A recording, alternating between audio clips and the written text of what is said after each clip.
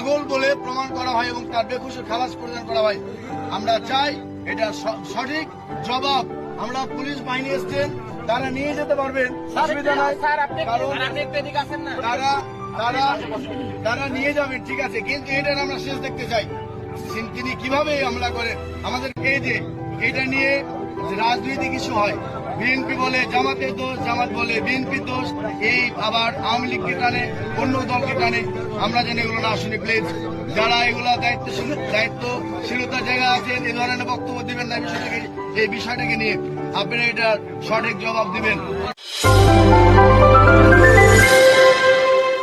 পাগলটা আমাদেরকে সাজিয়ে ঘটনা ঘটায়, এর পিছনে কারা শক্তি আছে বা কারা করছে, এই জন্য ভাবে আমি মনে করি যে একটা সুষ্ঠু তদন্ত দরকার আছে। ওকে যদি পাগল ভাবে ছেড়ে দেওয়া যায়, তাহলে প্রকৃতিক যারা দুষ্কৃতিকারী, যারা এই ঘটনার পিছনে হাত আছে, তারা তো ফাঁসলো না, তারা তো ইয়ে হলো। আমার মনে হয় যে ওকে থানাতে নিয়ে। আমার একটা জানার ইচ্ছা ছিল, আমরা বাংলাদেশের ইতিহাসে যদি দেখি, আমার বয়স এখন 35, আমি অ্যাডাল্টের পর থেকে দেখতেছি আমাদের হিন্দু প্রতিষ্ঠানে বা সংখ্যালঘু প্রতিষ্ঠানে এবার বারবার হামলা হয়। এটার আপনার কাছে কি মনে হতে পারে? নির্বাচন পরবর্তী এই যে হামলাটা, এটা আপনি কিভাবে দেখেন? এটাও হতে পারে যে নির্বাচনে হয়তো পরাজয় নিয়ে হয়তো সহিংসতা হতে পারে, এটা আপনার ধারণা? হ্যাঁ